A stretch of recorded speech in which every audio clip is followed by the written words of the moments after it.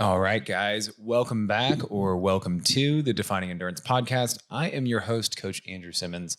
And today, you guys are joining me from the basement, my office, my place of thinking, my place of thought.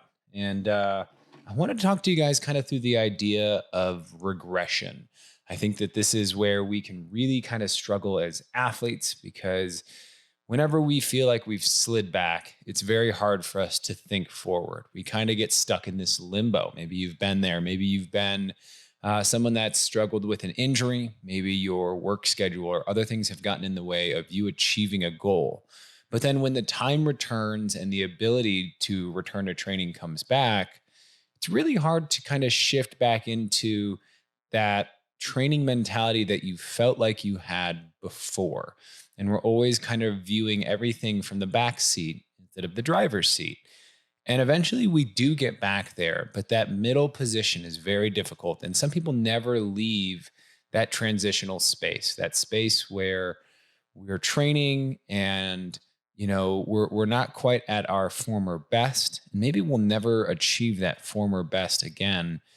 And training isn't quite as enjoyable. It's not coming quite as easily. You may have that mental thing in the back of your head that tells you, are we ever going to get there? What if I never do? And right, there's a lot of negativity, there's a lot of fear, there's a lot of aversion of, oh, I don't want to lose. I don't want to feel like I've regressed. I want to feel what it's like to win one last time. I want to feel like training feels easy again one last time. So today we're going to talk all about the idea of regression. We're going to talk about how do we really recover from it? How do we move forward? And what's really there? So if you guys are joining me on YouTube or if you guys are listening via the podcast, really excited. This is a 100% solo episode today. I'm going to be reading from my notes, kind of some thoughts I've had. I've recently finished up one of my running form clinics. And in that, we talked a lot about this idea because a lot of people come to my running form clinics to get faster. And it's this idea that, most people show up because they're either truly inquisitive or they've bounced back from an injury or they're trying to not get injured again. But in there, there's always some fear. There's this thing that I find in working with athletes that we are either motivated by success or by failure or the loss of either, right? If you're on top, you do not want to lose that. If you've just started to come back into your training, you sure don't want to lose that either. So without further ado, let's really dive into today's episode. So I want people to understand that there is recovery and then that there is regression. When we think about training, right? I want to give you guys kind of this mental position is that let's say you've just achieved your best marathon or your best race. Afterwards, what's the first thing that you do? You recover. You take time to let your body recover from the big event, right? When we think about tapering, we're actually letting that body recover so that it can then achieve its highest potential.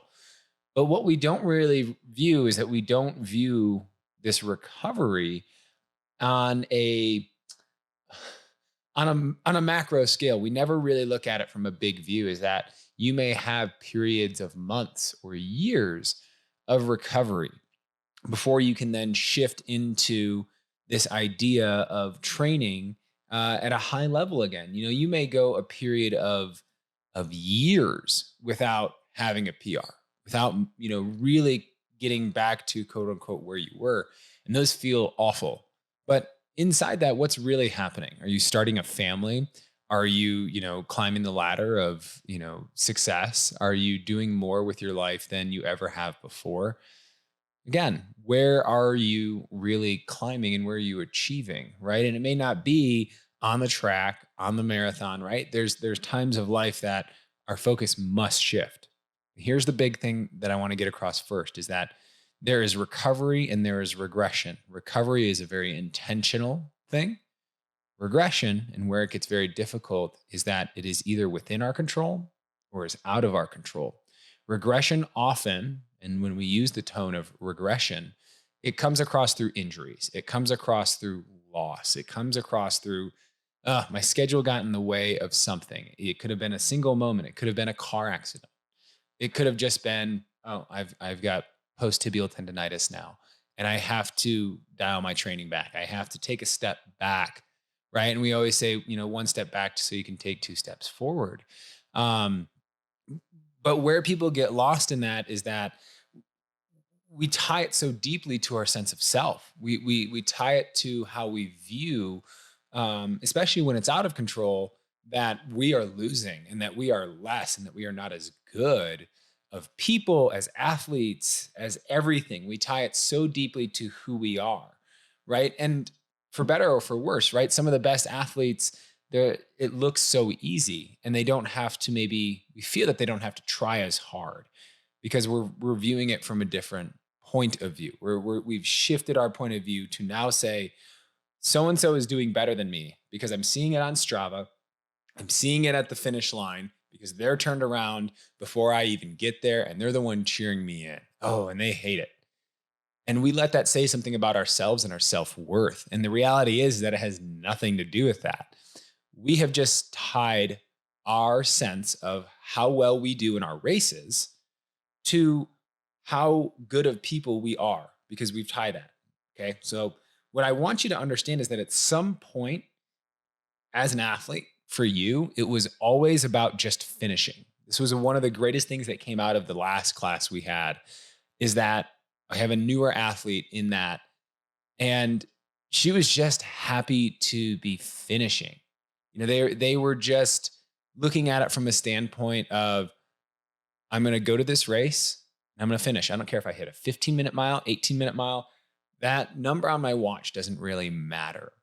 And on the other end of the spectrum, there's athletes that are like, oh my God, if I saw a 15-minute mile and an 18-minute mile, I would walk off the course. That's below my level of acceptance for myself. Neither are wrong, right? Because there is, in a sense, that someone says that that is my level of self standard, and that if I'm not hitting my self standard, I might as well just walk off the course. And I can understand where that might be, but I don't think that's the healthiest position to be, right or wrong. It's not my choice as a coach. But I think the latter, the person that says that's my self standard, and if I hit that, I'm unwilling, it means that they've hit some sort of abrasion. They've run into some wall. And one of the things I talked about in this last class is that as we progress as athletes, right, and we think always behind ourselves, and it's very hard for us to look forward, is that as we look back, we always just kind of eventually, got to these points where maybe you did a 5K, and then it was a 10K, and then it was a half marathon, and you just wanted to finish, just wanted to finish. And you were happy. You were happy just to finish the race. And then at some point you hit your limit. Maybe it was the marathon, maybe it's 50K. Then you started asking yourself, what do I do now? And usually that turns into, well, I want to know how fast I can go. That's usually where I come into the picture as a coach. Is people, they might wander around, they might try to, try a static training program, or, they may work with a group, and eventually they kind of run into their next snag, right? They hit a wall, right? And that wall is about getting faster, but it's also about, it got a little taller, and maybe they got over it the first couple times. But then ultimately we hit a wall that we can't quite pull ourselves up over. We don't have the strength, the knowledge, the ability to be able to do it. And it's not always about going back to square one. It's about, how do I get more knowledge of my sense of self, what's actually happening? Maybe it is a mechanical thing and you do need to improve your running form. Maybe it's a better understanding and knowledge of race day nutrition and all the nutrition leading up to it.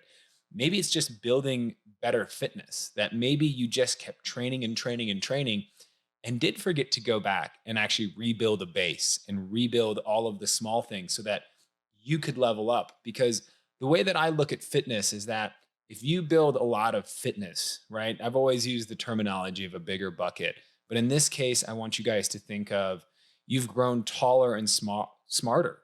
And when you've grown taller, when your ability is very big and you've spent the time to slowly build yourself up, that wall that you couldn't pull yourself up over is no longer the wall that you're looking at. That's the one you step over. Now you're looking at a wall at eye level and saying, okay, I just have to execute and push myself over this, and I'm going to be good. I'm ready for this, and I'm ready to handle anything that comes my way. Because that person that's grown, that personal growth that happens when we have to confront some of those ugly things, those uncomfortable things, they're very small and usually very momentary, but we have to callous ourselves to handling them over and over.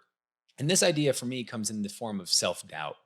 A lot of us, and I think of myself in this even, we struggle with this idea of sense of self and that discomfort. And we have to bridge that gap and say, okay, I have to be prepared to handle what's going to come my way today.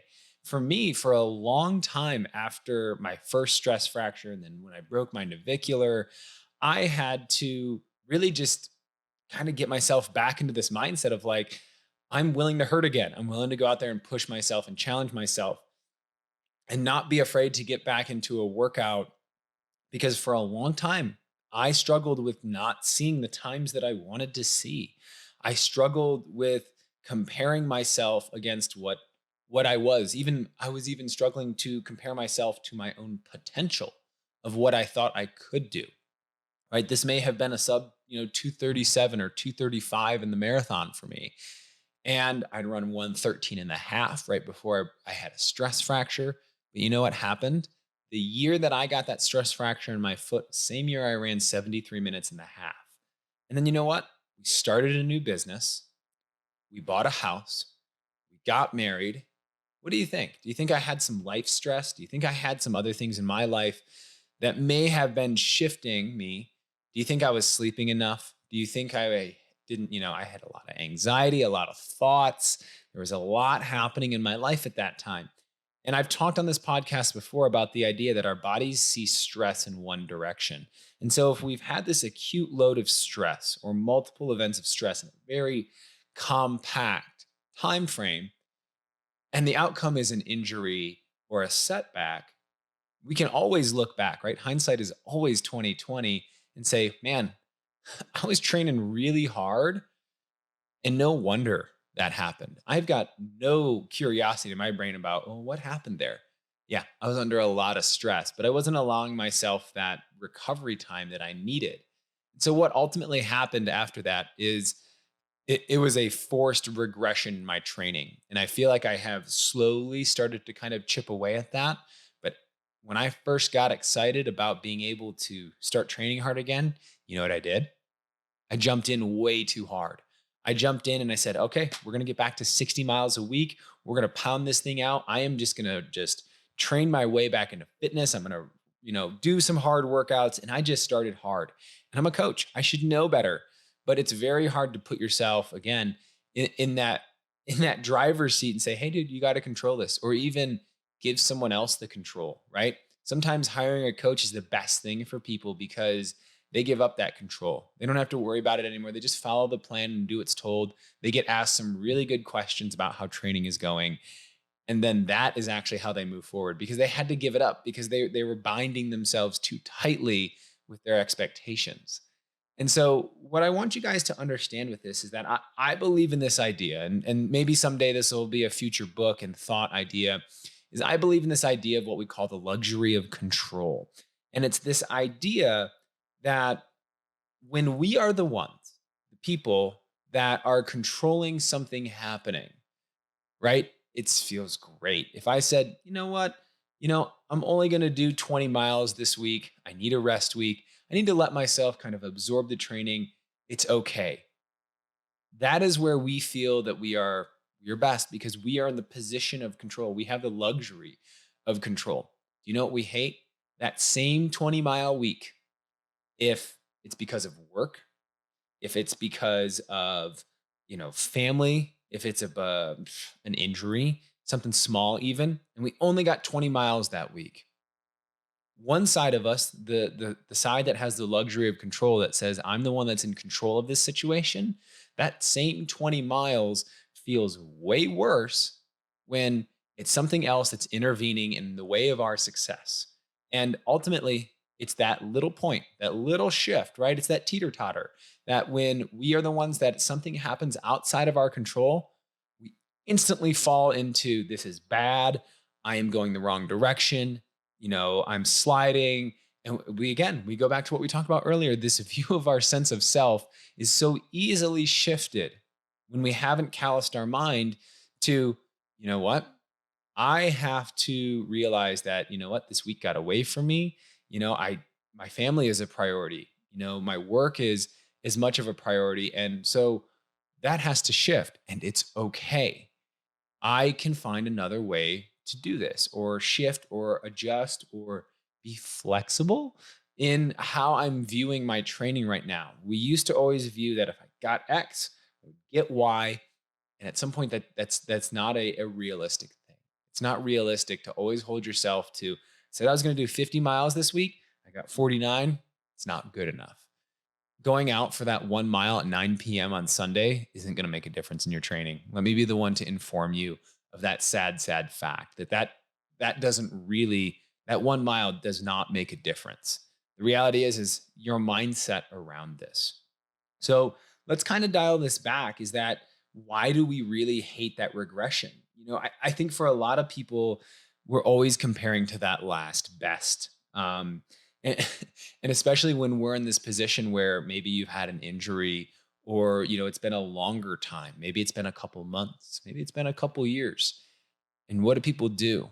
They always then, when they start to train, they might do their first workout or their first couple of workouts. And when they're not seeing the numbers that they like, defeated, down, failure, suck. Again, sense of self, bottom, under the shoe, just getting smushed back and forth. And we don't take this view of I'm restarting. So the holding myself to the expectation of what I once was is pretty illogical. When we actually sit down and think about it and we take that step back, which is often the hardest thing to do is self-analyze, right? I think for a lot of people, they can step back weeks, days, months later. They can't do it seconds later. They can't get outside themselves quickly enough to say, why are you having this? Is stupid thought. This is a dumb thing that's happening in my brain that I'm telling myself that I'm worthless when I just started, when I just came back. And if you're in this position and you're this person right now and you're listening and you're raising your hand saying, this sounds a lot like me, I will encourage you that next time you hit that wall and you haven't quite grown tall enough yet to see over it and you're struggling, you're bumping into it, you're hitting 2 miles on the treadmill before you start to get frustrated or defeated, or you're the person that's, not seeing the times that they want to see because you've seen them before and you're capable of it. Just take a moment and really assess about where you are. Are you in a position where you are actually ready to perform? Readiness is so important. Have you had enough sleep? Is your life stress low enough to a point where you can actually train at the level that you want to train at? Are all the other things in place that you need? And if the answer to that is no, then the expectation you have on yourself is too high. Okay, I'm not ever going to tell people lower your standard to meet your abilities. Always raise your abilities to meet your standard. But the reality is that more often than not, we are looking months and multiple cycles ahead to where we could be, and we're upset that we're not there yet. We won't allow ourselves to take one step forward because we can't jump 16 months ahead in training. And I realize now saying this to you guys that does sound ridiculous, but it's where we often get because it's very hard for us to take those first initial steps. It's very hard to go out and say, I'm going to go for 5 more minutes today when the time that you're going out and running, which may be 20 minutes, 25 minutes, was a breeze before. Well, guess what, dude? You've regressed. You've fallen back. Let me be the one to tell you that you can't do that right now. And that's okay. You don't have to be able to do what you did to do what you want to do. You have to be able to look at this whole thing and say, oh, it's a mindset shift. I have to shift my mindset as a person and say, I am not who I was. I am now someone else. And because I've had an injury, that is wisdom. People always look at injuries and say, I had all these injuries and all these problems. Well, guess what it gives you? It gives you a lot of knowledge and understanding about, ooh, I am feeling kind of how I felt last time when I was about to get an injury. Now I'm going to take a step back. I'm going to rest. The luxury of control shows up right there and say, I'm the one that's in control. So I'm going to choose to rest today. And then I'm going to be able to go back at it tomorrow and get what I wanted. But I have to rest today to do that. And that is a complete and utter shift in mindset because the person that originally got injured was probably, I'm going to keep grinding. I am so hard. I am just pure muscle. I'm fine. I'll grind this out. It didn't work, did it? Right? I think, and I'll say this and probably get lit up for it. I don't think you're truly an athlete and truly can say that you have experience in the sport until you've experienced loss in your sport. Until you've had an injury, until you've had a setback, you haven't had to climb back, right? And I think every time we go through that cycle of, fall or injure or time gets sucked away and we regress, when we have to go back through that climb, each time we're climbing a different mountain. And I think a lot of us would just love to kind of run that ridge, right? From PR to PR and just continually run this great ridge of like, man, I just kept training, man. And I just PR after PR, and that's great. And sometimes in cycles and in life, like you can have these years upon years where you just running that ridge, everything's pretty happy and good. But for those people that have been on that ridge for a long time, maybe the first time they really try to reach that next big mountaintop, they fall. And they take a fall, they take an injury, and then they have to go back. You know what they try to do? They try to go run up the same mountain that they've been running up for years. Well, the whole point of this is to go and find different mountains, to take different approaches and realize that the person that was on the mountaintop before is somebody that you're never going to be again, right? I view life as an iterative process, and I'll explain that in a second. But the reality is that you should want to climb different mountains. You should seek different perspectives on your training. And heck, if you've got a really tough mountain to climb, guess what they do? By majority, you hire a guide, you hire a Sherpa, you hire somebody to lead you and guide you through all of the hard parts of the mountain. And they're the person that gives you that last little push to the top, right? As a coach, I'm that guide. I don't need to be at the top of the mountain. My love and my joy is guiding people through the dark, right? We've all heard of an alpine start, and you start in the dark. You know what? Eventually you get into the light. And usually you're getting to the top of the mountain, hopefully right at sunrise, or maybe in the middle of the day when it's brightest and it's the most beautiful. Okay. But there's someone there that's guiding you through the dark. And this is the darkest that it gets. Regression is the hardest for people to get out of because some people don't get out of it. Some people quit the sport. Some people decide to never lace up again. Some people decide that they're too tired and they no longer want to go through the hard part of getting through the dark to be able to get to the light. And the reality is that they may be unwilling or just do not desire to go through another iteration, to go through another fight. Now, you could look at iteration, meaning 1.1, 1.2, 1.3, as every cycle you've ever gone through in training. And maybe you've learned something. Maybe your perspective has shifted in each one of those. I think of it as, again, a bit more macro, a little bit bigger, a little bit wider, a little more expansive. I'll use myself as an example. My iteration 1.0 was probably Andrew in high school and middle school as a wrestler. That was the longest sport that I ever did. And then I stopped wrestling. I got injured and I didn't really desire it because I knew that it wasn't going to take me anywhere. I wasn't going to go on to wrestle or do, and I did a little bit like Brazilian Jiu Jitsu. I never got into MMA. I didn't love the fighting side of it. I really just loved being around my friends, and it was a hard sport that, gave me a lot. That was iteration kind of 1.0.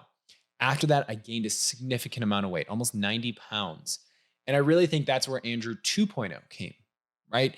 I skipped a lot of iterations. There was a lot of probably 1.3, 1.4, 1.5. If I really looked hard, maybe it was the changing of the diet, the integration of exercise, a little, right? I changed a little, these little iterations. And then eventually, I moved into triathlon. That was probably Andrew, maybe 3.0. And then from 3.0, I kind of worked my way up to an Ironman. So 3.1, 3.2, 3.3. And then I moved into a place of running where I just really loved running. And that's Andrew 4.0, where I ran and I ran and I ran. I've run 39 marathons by the time I'm recording this. And I think, I broke my foot. That first real big stress fracture. I had my small little injuries. Those weren't iterations. But after that, I viewed training differently. So now we've got Andrew 4.1. And then I broke my navicular, 16 months later. There's 4.2, training differently, maybe looking more at strength training and really saying, man, maybe I should practice what I preach. And I started practicing and practicing and practicing. And I feel like I'm now at kind of this Andrew 5.0 where I'm I'm giving myself more of a break, that when I am tired, that yes, I could go out and grind through that, but the next day I'm even further behind on my recovery. And I'd much rather go into my runs and my workouts recovered and execute, because right now that's what I need as a person. I need to feel like I can nail my workouts before I can start to maybe go into things a little less recovered and really be tired and work through that exhaustion and that fatigue that's required at the marathon. That's why I'm racing a half, because I have to prove to myself that I'm ready to get back to fighting for those PRs again, because I feel like I'm closer, right? And to say that on a podcast, old version of me, probably iteration 3.0, putting it out into the world, my big goal of, breaking 80 minutes in the half, it would have petrified me. It would have terrified me, because now guess what? I feel like I have to, go and do that. If I run 123 in 12 days, am I going to be upset? No, no. You know why? Because I took a step forward. I put myself on the line and I said, I think I'm capable of this. And I might come up short. I might get way ahead. I'm still understanding where my fitness is and getting confident with it again. Confidence is something that we build over time, just like wisdom. And so, with this iterative process, I would encourage all of you guys that are listening. And I realize this is a little bit of a heady, kind of out there episode for some of you. This is a great time to self reflect and say, man, how far have I come in this journey? What are the chapters or iterations of my journey with running so far? Where have the major shifts come from? Where has my personal growth come from in this time? And what I will encourage all of you guys to do is learning to relax a little bit and kind of have a trust fall with your training. Is that at the end of the day, you can only trust in that, right? You can trust in how you feel about yourself and what you've done to get there. And you're always going to hit a point in a race where it's like, all right, I either got to dig in or slide back. And I will say, have a trust fall with your training.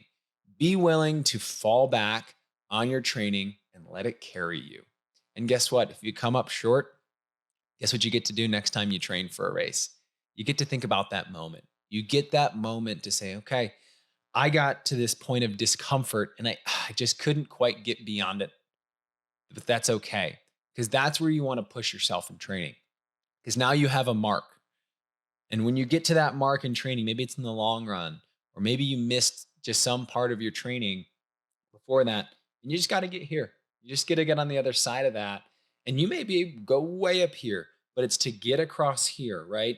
That growth to be able to go from just underneath the bar to being able to get eye level, to get, chest level with it. That's where the growth happens. And sometimes that's not just speed work, people. Sometimes that's not just going harder. Sometimes it's going back 10 steps, rebuilding your entire base of fitness, and allowing yourself the permission to restart again. Sometimes regression is intentional, right? I need to go back. I need to kind of clear out everything and push it all to the sides, right? We've probably all cleaned out a room or a closet, And you go in there and you hate it. It just makes your skin crawl. You know what you do that makes you feel good? You pull everything out of it and you go through it and you're like, right? I think of Marie Kondo. This doesn't, bring joy, and you're just throwing things over your shoulder, kind of in this I don't need to do this. I don't need this. And then you just put the things back in the closet. And every time you open it from there on, you're like, I know exactly where the light bulbs are. This is great. I love it. And for months, you're like, this is what I needed to do. And sometimes it inspires change throughout the entire house. And you're going through and pulling things out and you're saying, man, I'm just getting rid of this clutter. Because sometimes when we don't allow ourselves to restart and regress back, we don't allow ourselves to actually enjoy the process of training, right? You've probably heard it from many people like David Roach and all sorts of other people, to have a certain amount of joy in your training and to enjoy this kind of hunt in this process. And you can only really do that once you've actually allowed yourself the permission to be back at square one and do it because it's intentional, that you are the one that made the choice to go back. Because if it always feels like it's loss, it's loss, it's loss, humans, we have a massive loss aversion.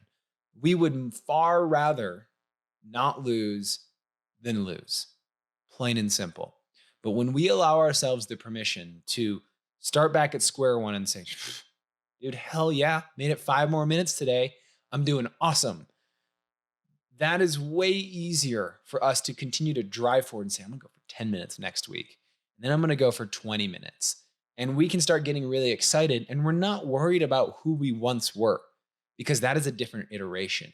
We have shifted our mindset from over here and looking over here. It's often looking behind us and saying, oh God, who I once was is back there. The reality is that who you need to be is right here. And that person needs to look forward, because the person that's behind you, that person that was fast or faster, doesn't serve you anymore. That person has old skills, old abilities. New mindset is here, and it's looking forward, and it's allowing yourself to restart and look forward. So if you are in the position where you are restarting and rebuilding and have to go through this, is take the time to make sure that you feel like you've had a chance to declutter that mental closet and kind of throw out those thoughts of who you once were, right? I had to do it. Many of my athletes have had to go through the process of just saying, I don't have to worry, right? I think about it like this. I have an athlete who went after a race. He hired me, and we went after a really big goal, and we missed our cutoff by like 7 minutes. Like 7 minutes in a race that takes 16 hours is nothing. And thought it was a massive failure. And we had to shift that mindset to, oh, I think I can do this. We signed up for another race that was just like this, not the exact same race, same distance, same style of obstacle course race. And you know what happened? When that mindset shifted to, I just need to get it to my cutoff. I need to hit the first cutoff. So instead of looking at this huge expansive thing he had to do, he said, I just got to get halfway. If I can get halfway, I know I can get to the finish. And we smashed it. He got to that cutoff, excited, happy, and ready to go. He murdered it, killed it, came back. And you know what he got out of that? It was a renewed sense of self, that he was now capable of more than he thought. And that wall that he'd come up against, because mind you, that race, that even though we failed at it, he'd failed multiple times before that to finish. And so he kept hitting a wall because he didn't have the fitness or the experience, or didn't give himself the permission to really build his training so that that wall was no longer the hard thing. I'm really excited to see where we can get in September, right? I think that personal growth, we see it already happening in training. We see that he's becoming faster and more capable than ever before. So what I will tell you guys is this, and I will leave you guys this little thought, is that one can relinquish fitness. The other can really fear loss. And what I mean with that is, we have to look at the mindset is that the person that's often behind us fears loss more than relinquishing a little fitness in the moment. Is that sometimes you have to let what you think is really good fitness, let go, and be willing to go all the way back to the start, even though you thought you had a lot of great tools built here. And sometimes you have to fully be willing to restart the process. Be able to look at it and say, this was good, but I want great. How do I get to great? So be willing to tear all of the things out of your mental closet, throw it all out, only put the things that you enjoy. And again, this does not always mean just choosing the workouts that feel good or the ones that you succeed at. Because then we also get into a really funky point of we're keeping out pieces of training because we're afraid of them. We still have to confront fear. This isn't a fearless or a no fear type of training. This is that we have to take the steps forward, follow a plan, follow a structure, and confront those moments of discomfort and celebrate getting through those moments of discomfort in our small little ways, patting ourselves in the back because before we were punching ourselves in the head. Would you rather do? Would you rather punch your head all day or pat yourself in the back? I'd much rather pat myself on the back. So don't fear loss. Be willing to restart. Regression is a normal part of training. Regression is a necessary part of training, just as rest. Be willing to reclimb and start back at the trailhead. And don't worry about not just hitting the ridge and climbing and seeing every summit at sunrise. Be willing to climb through the dark. Be willing to restart again and allow yourself the permission to leave the person that you are behind. Have a new iteration and allow yourself to grow. With that, I will leave you guys. I hope this was a helpful and insightful episode. I hope it gave you guys something to think about and gives you a chance to self-reflect. I look forward to having you guys again next week for another episode. See you guys later.